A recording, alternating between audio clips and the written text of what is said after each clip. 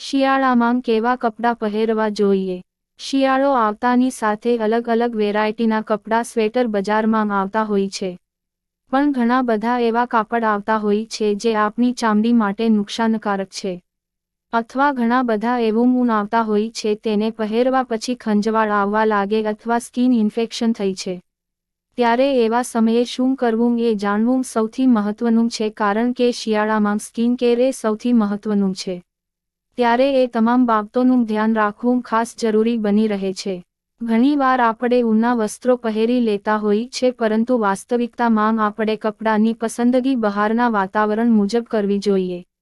કારણ કે ઘણીવાર વાતાવરણના કારણે વધુ પડતી ઠંડી કે વધુ પડતી ગરમી શ્વાસ લેવામાં તકલીફ ઊભી કરે છે. તેને લઈને બહારના વાતાવરણ પ્રમાણે કપડાં અથવા ઊનના વસ્ત્રો પહેરવા જોઈએ.